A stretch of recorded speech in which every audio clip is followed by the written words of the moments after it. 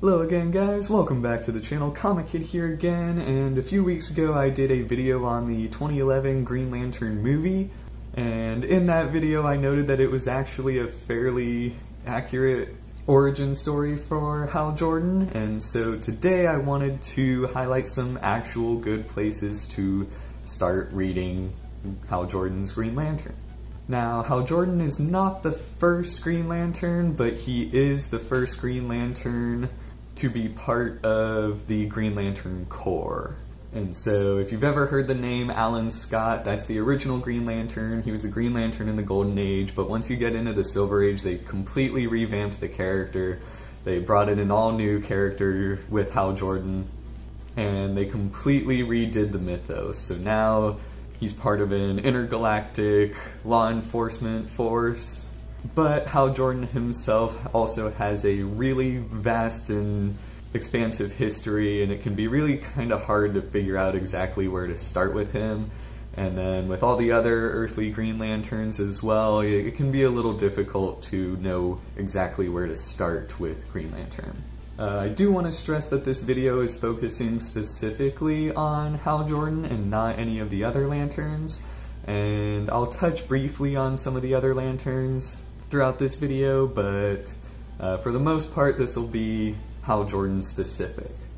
Now, with that said, there's also really only one place that I'd recommend you start reading Green Lantern to really get the full update on his history, and that would be at the start of Geoff Johns' run, which officially begins in Green Lantern Rebirth #1. Now, I hate to kind of promote Ethan Van Sciver on the channel, but there's no denying that Green Lantern Rebirth is a pretty important milestone in the character's history. And so if you guys do want to read this, I'd encourage you to look into Van Sciver before actually choosing to support his work. But Green Lantern Rebirth is a really solid place to kind of jump in and familiarize yourself with the character.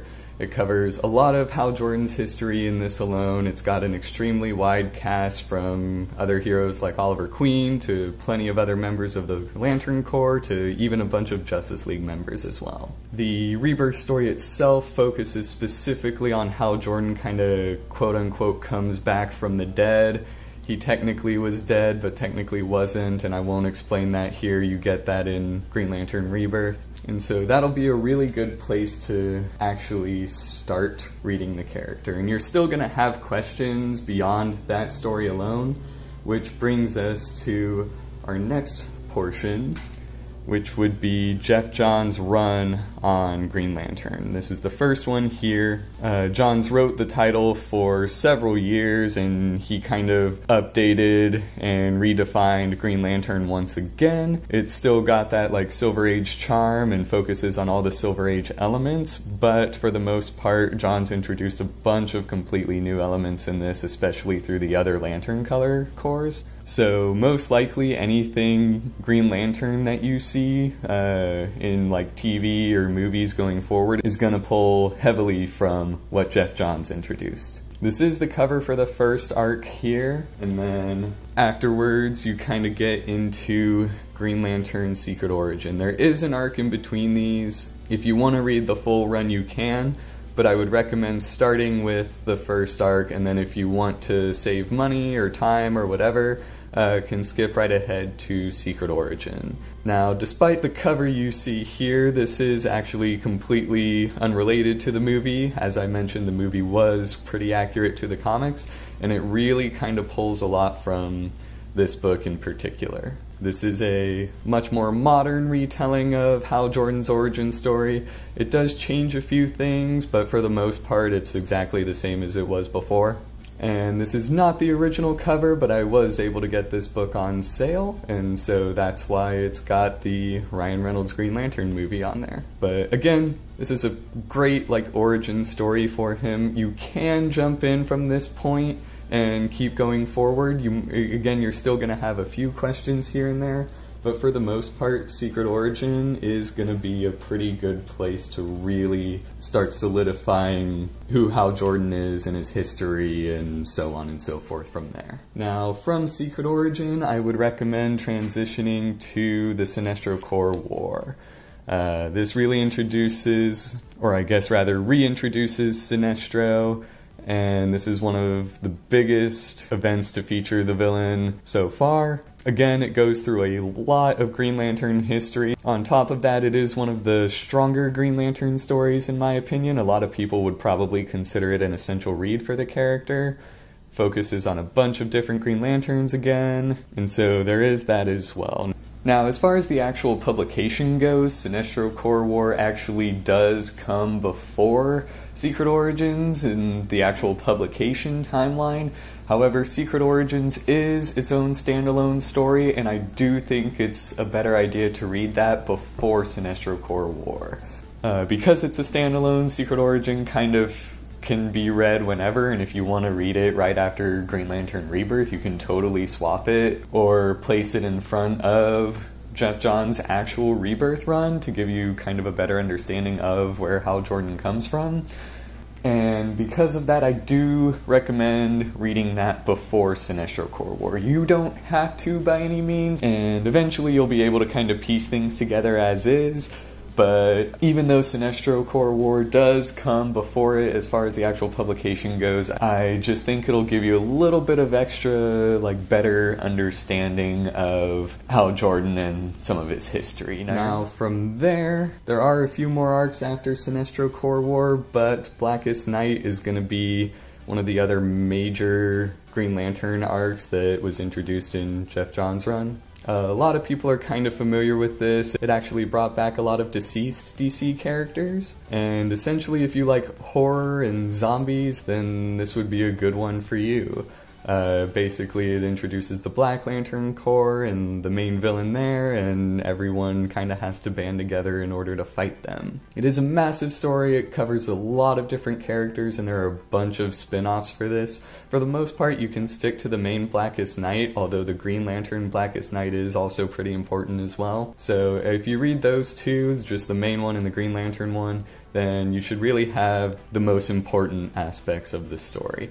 From here it does transition into Brightest Day, but personally I found that that wasn't as important as Blackest Knight. Some people might disagree with me there, but by the time you actually finish Blackest Knight, you should have basically everything you need to kind of go ahead and skip into the New 52 run. That's not to say that what followed Blackest Knight is bad. It is still pretty solid. It's just that once you get into the New 52 run, it becomes a much more important part of the story again from there. And speaking of the New 52, that is really kind of the last chunk of Jeff Johns' run.